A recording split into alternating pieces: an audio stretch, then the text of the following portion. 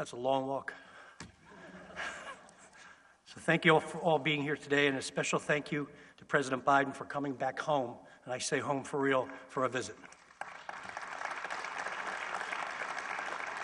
It's also great to be here alongside so many of our valued partners and champions of this project.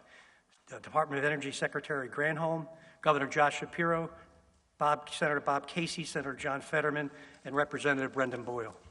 I'd also like to acknowledge our Philadelphia team, former Deputy Mayor of Labor, Rich Laser, our project lead, Manny Citron, and our Department of Labor, the entire project team, and all of our incredible partners throughout Philadelphia and the region who are too many to mention here, but have our enduring gratitude for their essential work on this project. This has truly been a team effort, and we are proving once again that we can accomplish big things when we work together, according to Governor Shapiro, who was right on that one. When we work together, we get it done. With today's announcement, we look toward the exciting future for our city and our region.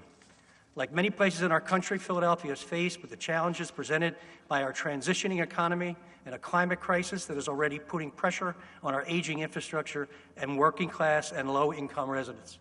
We embrace this challenge as an opportunity to transform our city, create thousands of local family-sustaining jobs, and work towards a clean energy future.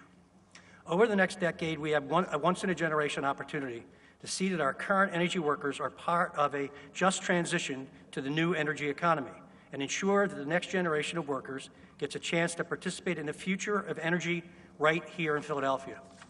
So thanks to the $750 million, I'll say it again, $750 million in funding.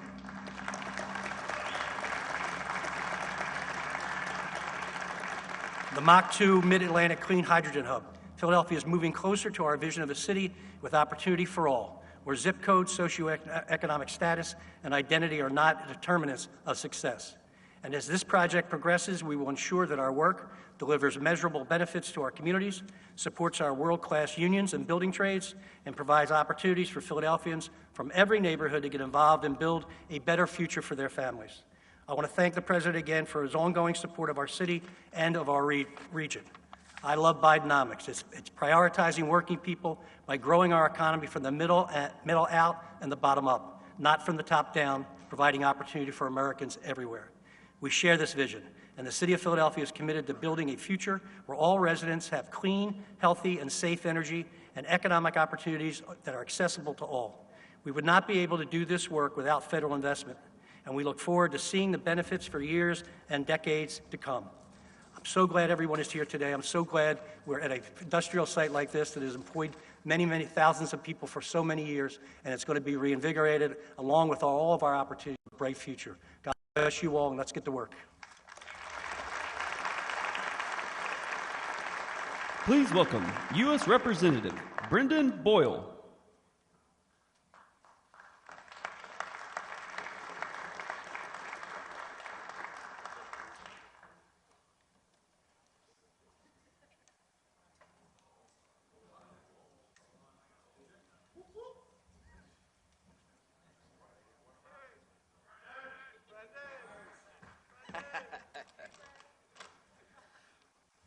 What a great day for Philadelphia. First, the Phillies last night again beat the Atlanta Braves in the playoffs.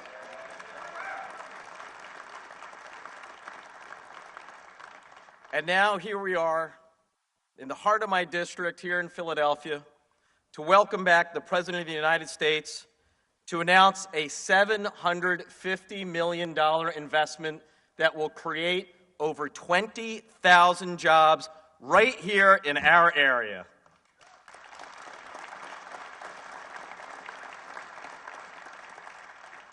I just for a moment want to take a step back. This didn't happen by accident. Think of where we were just 3 short years ago. The height of the pandemic, death, disease, and despair, highest unemployment since the Great Recession. Then President Biden and congressional Democrats took office. And what did we do?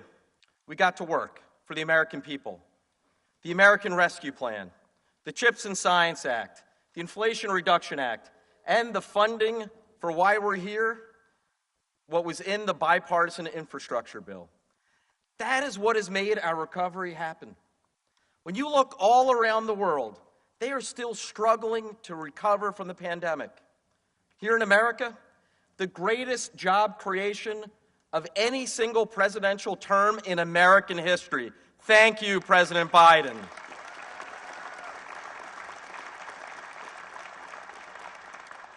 We see all around the world today as they are just attempting to get back to where they were pre-pandemic.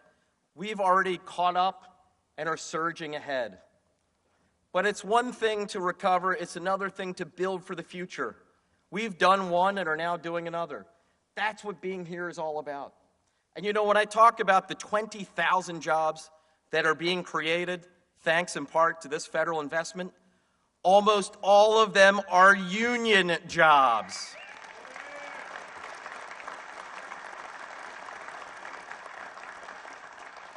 Because as the president likes to say, it's the middle class that built America, and it is organized labor that built the American middle class. So, you already heard Secretary Granholm talk about the advancements that are being made in science, what will be produced here, the way that'll help transition us to clean energy. Please don't forget that. Because there are folks in Washington, D.C., that crazy place where I work, who like to say that, oh no, we have to accept the climate crisis or we'll lose jobs. It's completely false. And we're proving it false right here. The new jobs that are being created are jobs in the new economy and new energy. You know, right here along the banks of the Delaware River in Philadelphia, we have always been a major engine for economic growth in the United States. It is those jobs that brought my dad and my mother's parents to come to Philadelphia. To know that right here, future generations of our city and our entire area will be employed, it's exciting, it's invigorating. And Mr. President, again, I just want to say, on behalf of everyone in my district, thank you, President Biden.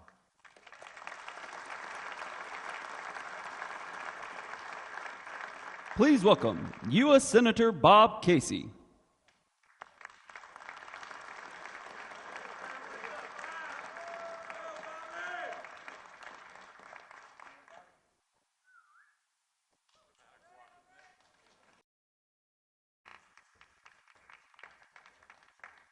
Well, good afternoon, everyone.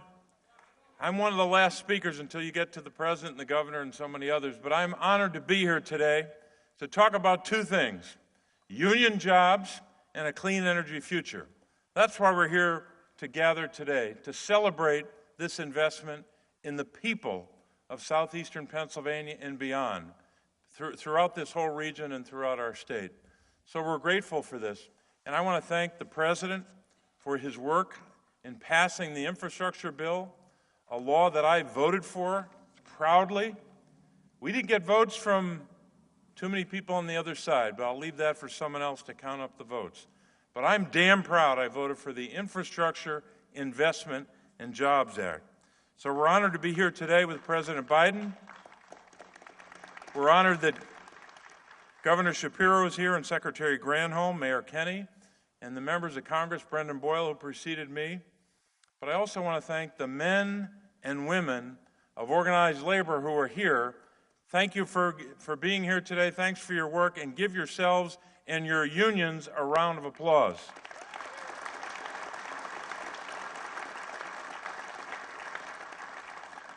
But we're here today to celebrate those union jobs and the investment in a clean energy future.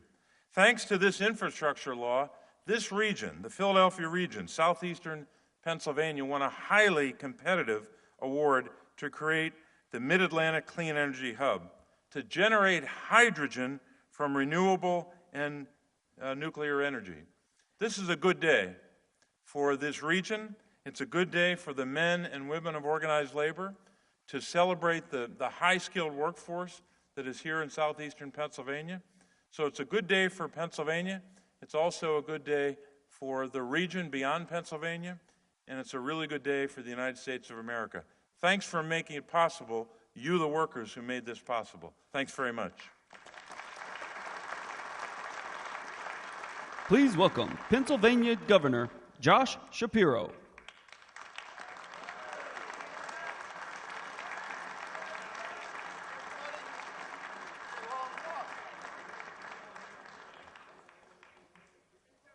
How we doing, Philly?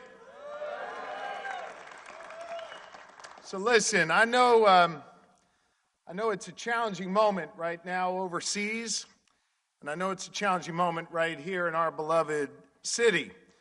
So many in Philly are hurting right now. 2 more police officers were shot last night, 1 fatally. And I know words cannot express my anger and sadness, nor any of yours. And I know we all join in collective prayer for our fallen police officer and for every single woman and man who puts on that uniform, the Philadelphia Police, the Pennsylvania State Police, or any of our police departments across this Commonwealth. We are indebted to each and every one of them, and we're keeping law enforcement in our prayers. For as sad as a moment this is for our city, it's also a moment to feel hopeful, a moment to feel optimistic. You know, when 95 collapsed this summer, and the eyes of the world were on us, Philadelphia, Pennsylvania, we showed that we can do big things when we work together. We showed we can get the job done. You see, we reopened I-95 in just how many days? 12 days. 12 days.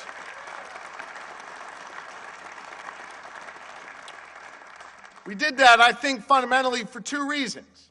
Number 1, because 95 was rebuilt with the hands of organized labor right here in Philadelphia. And number 2, as the mayor knows, we had a great partner in President Joe Biden. We sure did. Now, the president's back here today to announce the next partnership, the next big thing that we are going to accomplish together here in the city of Philadelphia and across this great Commonwealth. The president's going to announce shortly that he has selected the Commonwealth of Pennsylvania to be the center of the clean energy universe going forward.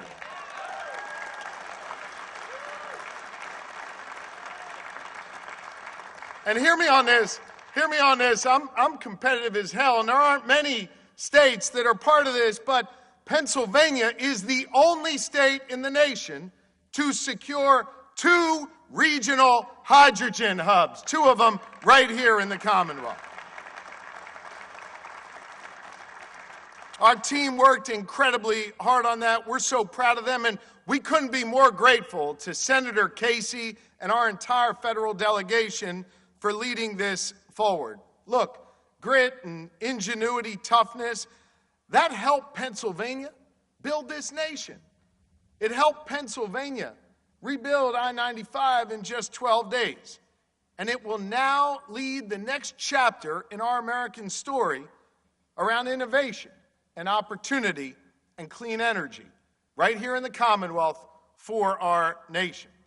Look, the president, of course, is no stranger to Pennsylvania. He knows what we're capable of here in the Commonwealth, and so do I. With these 2 hubs, we will now be able to connect the dots between the best, most highly trained union workforce in the entire country, our world of higher education and science and innovation, industry. Everybody is going to be rowing together as we write this next chapter in our American story. The President of the United States came back to Philadelphia today because he believes in us. The President came back to Pennsylvania today because he wants us to be the center of the clean energy universe. And the President of the United States came back here today because he believes in us, and so do I, and together we are going to get it done. Thank you all very much. Let us get to work. Thank you.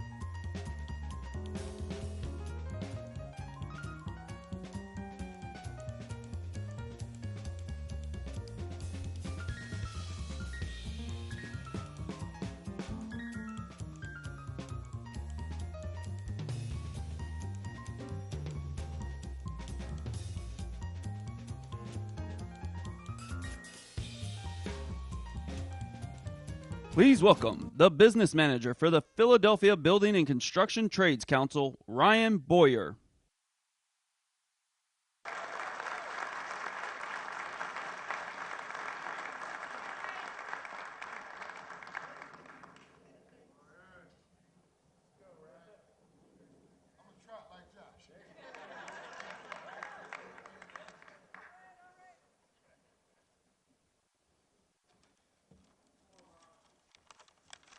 Thank you. First, let me welcome my loud, rowdy sisters and brothers from the Philadelphia Building Trades. Come on.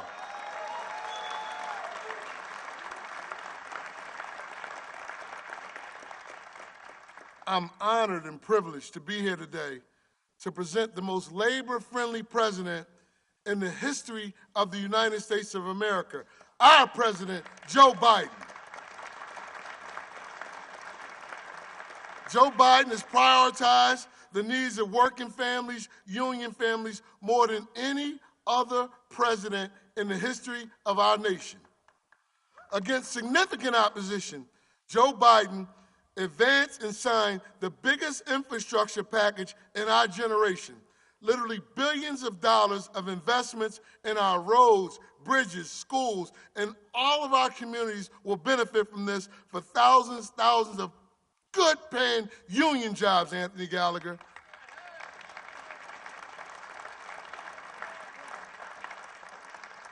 And with the help of my good friends at the Building Trades, Jim Snell, all the guys here, Mark Lynch, we will have a well-trained, well-prepared union workforce ready to go. These jobs and opportunities they present will change the trajectory of many of our communities. And that's really just the beginning. Joe Biden has earned our support time and time again. Next year, we will send him back to the White House to continue this critical and most important work.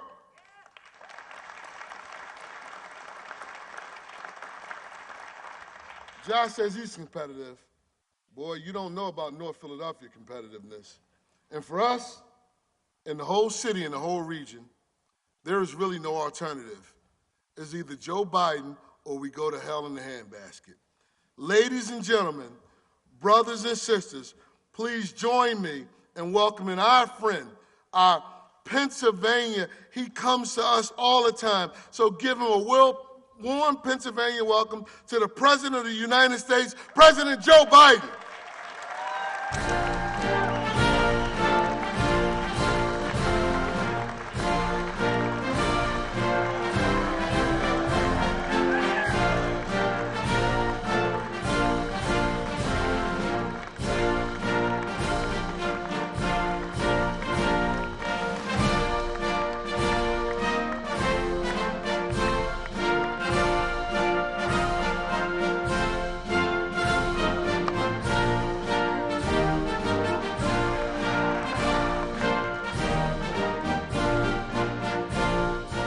Hello, everybody. It's good to be almost home. Hey, guys, I live in Delaware, okay? And by the way, I'm a big Pennsylvania guy, but you have an advantage in Philly. One, I married a Philly girl. Two, you're between Scranton and Wilmington. You know, Scranton, you guys have no sense of humor, man. Look, Ryan, thanks for that introduction. I really mean it. And before I get started, I want to acknowledge two brave police officers on a serious note who were shot last night. One was killed at the Philadelphia airport. I talked to the chief and the mayor about this. They put their lives on the line to protect this community. We owe them a debt of gratitude, and we're praying for them and for their families today. I also want to say a word about the situation in Israel. The more we learn about the attack, the more horrifying it becomes. More than 1,000 innocent lives lost, including at least 27 Americans. These guys make Al-Qaeda look pure. They're pure evil. As I said from the beginning, the United States, make no mistake about it, stands with Israel. The United States stands with Israel. Secretary of State Blinken was in Israel yesterday, and Secretary of Defense Austin is there today. We're making sure Israel has what it needs to defend itself and respond to these attacks. It's also a priority for me to urgently address the humanitarian crisis in Gaza. At my direction, our teams are working in the region, including communicating directly with the governments of Israel, Egypt, Jordan, and other Arab nations, and the United Nations to surge support and humanitarian consequences for Hamas attack to help Israel. You know, we can't lose sight of the fact that the overwhelming majority of Palestinians had nothing to do with Hamas and Hamas's appalling attacks, and they're suffering as a result as well. This morning, I spoke with the family members of all those Americans who are still unaccounted for on a Zoom call for about an hour and 10, 15 minutes. They're going through agony, not knowing what the status of their sons, daughters, husbands, wives, children are. You know, it's gut-wrenching. I assured them my personal commitment to do everything possible to return every missing American to their families. We're working round the clock to secure the release of Americans held by Hamas in close cooperation with Israel and our partners around the region. We're not going to stop till we bring them home. Folks, now for the reason to be here. Secretary Granholm, no one's more enthusiastic about building our clean energy future than you are. And I got so many friends here today. Pennsylvania delegation, Josh Shapiro, Governor, Mayor Kenney is an old friend, one of my closest friends in the Senate and in politics, Bobby Casey. Representative Brendan Boyle is always there. And I have Governor John Carney from Delaware and Tom Carper, two of the best people I've ever worked with. The New Jersey delegation, Donald Norcross. I kid Donald all the time that Delaware's small, but we own the Delaware River up at the high water mark in New Jersey. By the way, there's a lawsuit that actually happened. Anyway, and he couldn't be here, but Cory Booker is a good friend, and who's on the ground in Israel. And when the attacks occurred, from everything he's doing to support the people of Israel. And I also want to thank him for pushing so hard for the projects we're about to talk about. And Governor Phil Murphy couldn't be here either, but he's also a strong, strong supporter. And one thing before we get started, let's go Phillies. You watch that game last night? Yo! Between the Phillies and Eagles, man, it's a good year, man. This is a good year. We're going to win the series and the NFL. Look, and if I didn't say that, Bobby Brady would be up on the stage here with me. Look, you heard me say it before. When I think climate, I think jobs, good-paying jobs, union jobs. By the way, I'm serious. Look, let me get one thing straight about unions. The reason I'm so pro-union, the middle class built America. Wall Street did not build the middle class. Unions built the middle class. That's why. I mean, that's not a joke. I'm deadly earnest about that. And it's especially true when it comes to clean energy and manufacturing. When the public sector and the private sector come together, proving we can do big things in America. One of the things that I worried about was that, we talked about there used to be an argument that you can't have industrial policy dictated by the government. Well, guess what? I found that when the government invests in the needs of the American people, invests in America and the American people, guess what? The private sector jumps on real quick. In fact, I've asked CEOs this question repeatedly. When the United States invests considerable resources in new industry, does it encourage or discourage businesses to get in? And the answer is clear. It encourages them to get in. Federal investments attract private sector investments. A lot of it creates jobs in industries like clean energy and demonstrates we're all in this together. And that's what this is all about today. I'm here to announce one of the largest advanced manufacturing investments in the history of this nation. $7 billion in federal investments. It's going to attract $40 billion in private investment in clean hydrogen and power in the economy. Spread over 16 states, creating tens of thousands of good-paying jobs, many of them union jobs, most union jobs. It's a $50 billion investment. and our economic competitiveness, a stronger, energy-secure economy, and combating the existing threat of climate change. It's all part of my plan to make things in America. You know, there was a law early on that I forgot about, which was that back in the 30s, during the Roosevelt time, it said it wasn't only good, but we should encourage, when the president has money to spend that the Congress gave him, that president should do two things. One is make sure he or she invests that money by making sure that that money is being spent on American projects by American workers with American products. And guess what? Presidents all along kept saying, well, we have exceptions. We only 30% need to be that, only 40%. Well, guess what? I changed that. To invest in America and invest in America is what we do. We grow the economy from the middle out and the bottom up, not the top down. When I came to office, I was determined to move away from the trickle-down economics. You know, you usually say when the wealthy do well, big business, everybody's going to do well. Well, not a whole hell of a lot dropped out of my dad's kitchen table when I was growing up. No, I'm serious. I decided we're going to focus on building the middle class. When the middle class does well, everybody does well. The poor have a way up, the middle class do very well, and the wealthy still do well. They got to start paying their taxes. That's another issue. Folks, you know, the press started calling this my plan Bidenomics. Today's announcement is a critical piece of that plan. Let me explain. I made it a goal for our country to get to net zero emissions from pollutants no later than 2050. By the way, it's the only existential threat to humanity. Is we don't do this, we don't stay below these numbers, the whole world's changing.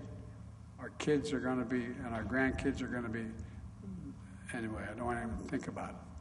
Clean hydrogen is going to help us meet that goal.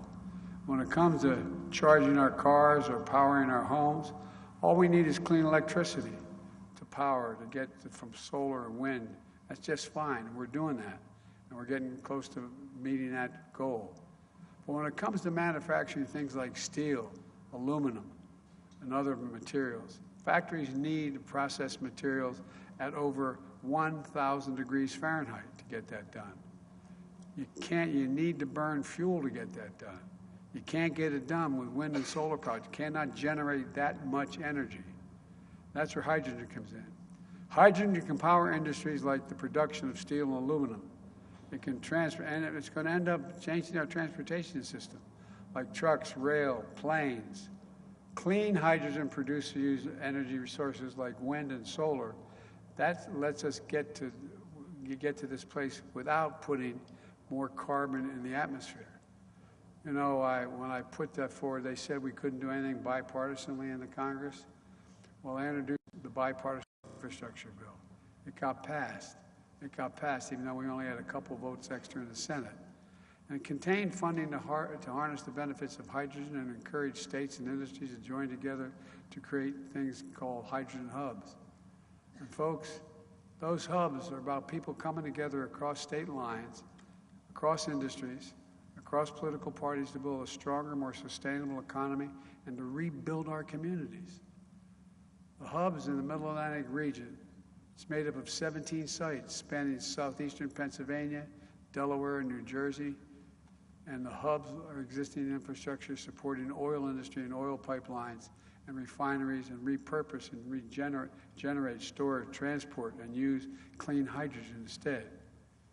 This hub alone is going to produce 100,000 tons of hydrogen per year, 100,000 tons. Up to $750 million in public investment is attracting $2.25 billion in private investment. And here are some examples of how it's going to work. The Delaware City refinery in my state, vacant, owned by Chesapeake Utilities in Georgetown, Delaware, and a former jet fuel terminal in New Jersey, all use renewable energy like solar power to produce clean hydrogen. Plumbers, pipe fitters, we're going to replace and retrofit oil pipelines to transport the hydrogen here. Where fueling stations at the Port of Philadelphia in partnership with Philadelphia Gas Works will provide clean hydrogen to people to power trucks, heavy-duty equipment, operated by longshoremen and Teamsters. That'll mean cleaner air, since the equipment that runs on hydrogen produces fewer emissions than diesel. Across town, on the site of the old Philadelphia Energy Solutions oil refinery, a new bellwether district, Hillco, was going to use clean hydrogen or steam to power the life sciences and logistics on campuses where companies will do research and development for the next generation technologies.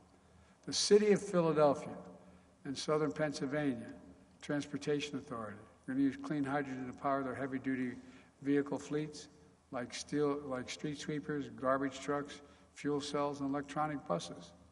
The DuPont Company in Delaware is going to use hydrogen to power their research and development operations at one of the most extensive power experimental stations in the world in Wilmington, Delaware. Here, in the Mid-Atlantic hub, every single one of these projects will use project labor agreements. That's another way of saying union. And by the way, here it's going to create 20,800 jobs. 20,800 jobs here in this hub. Plumbers, pipe fitters, electricians, laborers, and so much more. Look, we're not just creating jobs here in the region. In western Pennsylvania and Ohio, West Virginia, Hydrogen Hub will bring another source of good-paying jobs to the coal communities, so workers who powered our nation for generations can now work and produce clean hydrogen, just like we've seen them start their careers reclaiming abandoned mines, manufacturing advanced batteries, and the solar industry, because they deserve it. They powered us for so long, just like my hometown of Scranton.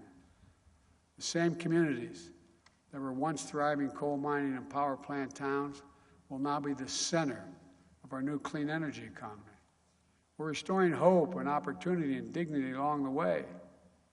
That was my commitment, and that's what we're delivering.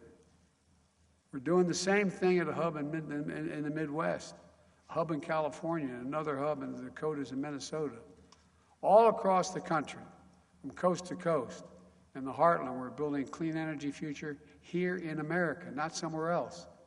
Taken together, the emission reductions from these hydrogen hubs will be the equivalent of taking 5.5 million gas-powered vehicles off the road. 5.5 million. And across America, all these hubs are anchored on the promise to local communities, a promise to build these right, to ensure local priorities are at the forefront, risks are mitigated, and everyone benefits, especially communities left behind, like those who have suffered disproportionately from the legacy of pollution and environmental injustice. For example, here in Pennsylvania, Cheney University, the oldest HBCU in the country, is part of this hub and will be training workers for these new clean energy jobs. Hubs are just one example of what we're doing to rebuild America for all Americans. Through the Bipartisan Infrastructure Law, which I helped write and pass, we're making the most substantial investment since President Eisenhower in roads, bridges, ports, airports, clean water, high-speed internet. These are good-paying jobs. We've already announced over 38,000 projects across 4,500 communities all across this nation. Here in Pennsylvania, we've already announced it's going to get $10.2 billion, including for 300 specific projects across the state. There's no better example.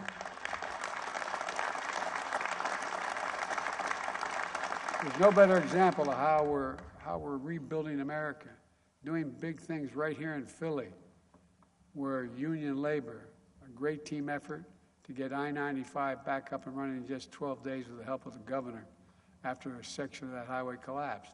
Anybody think we'd be able to do that in 12 days? It's never been done before. We're upgrading airports from Pittsburgh to Lehigh Valley to right here in Philly. And I want to tell you, and Bobby, I say Bobby, my good buddy, the guy from Scranton, you know, Casey, we're investing $900 million, almost $1 billion, to rebuild the Montgomery locks and dams. We're going to get moving on and I promised Bob, we got a lot of money for Amtrak. We're going to build it. Where is he? Bobby, we're going to build that line from Scranton to New York. It's coming, man. I'm determined to build that line. We used to have it. Now we got the money and we're going to get it done. Since I took office, we created 13.9 million new jobs across America. 13.9. We created 850,000 manufacturing jobs, twice as many as the previous administration created in all its time. The unemployment rate has stayed below 4% for 20 straight months in a row, the longest stretch in 50 years.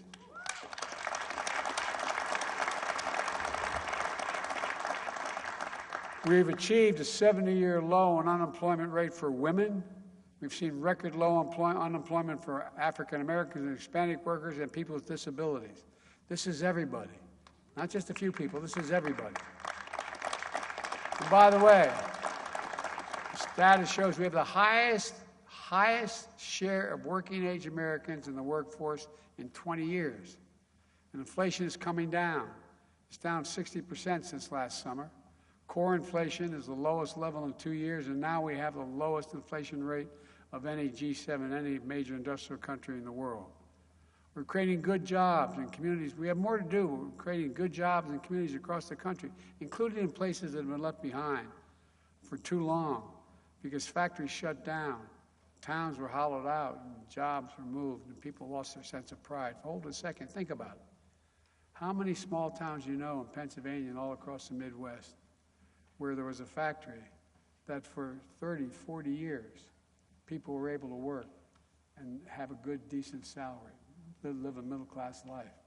And all of a sudden, corporate America decided, I'm going to find cheaper labor overseas. I'm going to send the job overseas and import the product. Not anymore. When those jobs move overseas, they're bringing them back, and we're bringing them back big time, big time.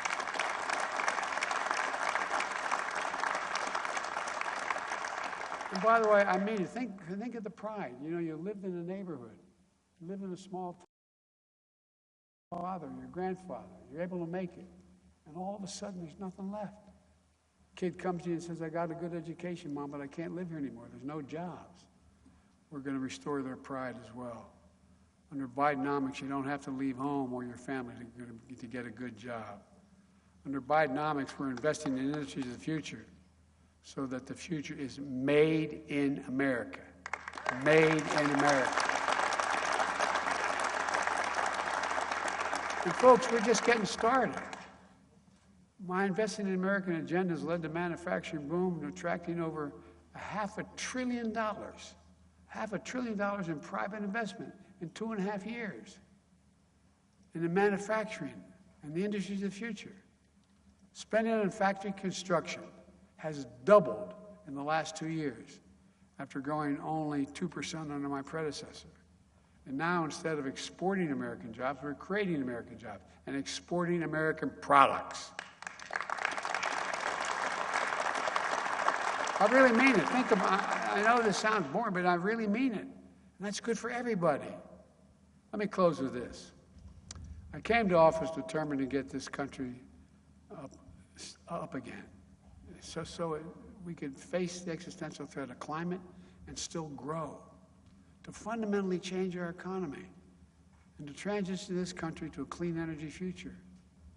Today's announcement is all part of a bigger vision to do just that. We're going to invest in the Inflation Reduction Act that we passed. I was able to put in $369 billion. $369 billion. And by the way, I reduced the budget by $1.7 billion. Okay? I reduced the debt while doing this. To fight climate change. It's the largest investment of its kind anywhere in the world. The single largest investment ever. And we invented, by the way, we invented the semiconductor. The little thing, the little chip about the size of the end of your finger. We went to the moon. It affects nearly everything in our lives, whether you have a cell phone, an automobile, refrigerators, sophisticated weapon systems. But guess what? We were initially producing 40% of them all in the world. Guess what? We got down to producing 10%. Why? We took it overseas. So I proposed legislation, which I thought would be a slam dunk to pass, but we had a little bit of resistance from my MAGA friends, and signed it. And as a result, semiconductor companies all over the world are investing hundreds of billions of dollars to bring chip production back home. For example, just outside of Ohio, outside of Columbus, Ohio, there's 1,000 acres. We get Intel come along and say, look, we're going to invest there. We're going to invest over $20 billion. We're going to build these new fabs, these factories, they call them. They're like twice the size of football fields. And guess what the average pay is? About $100,000 to $110,000 a year. And you don't need a college degree to have the job. Look, with this bipartisan infrastructure law, we're seeing cranes in the air, shovels in the ground, and pride coming back to cities and towns all across the country. Nearly a century ago, Franklin Roosevelt, Rural Electrification Act, brought electricity to millions of Americans, generating significant economic growth and prosperity. Nearly 70 years ago, President Eisenhower launched the interstate highway system. The investment we're making today will be for our kids and grandkids what those historic projects were in previous generations, only bigger. Today's announcement is transformational, and it joins a long line of transformational adjustments we made just since I took office. And as a result, I truly believe that this country is about to take off, because for the first time in a long time, we're actually investing in America. We're investing in Americans, not just America. We're investing in our future. I can honestly say, and I mean this, and I know I don't look it, but I've been here for a while. I've never been more optimistic about America's future. Just to remember who in the hell we are. We're the United States of America. There is nothing beyond our capacity. If we work together, nothing. Because of you all, we're going to get it done. We're the leading country in the world. We're going to remain that way, and God bless you all, and may God protect our troops. Thank you.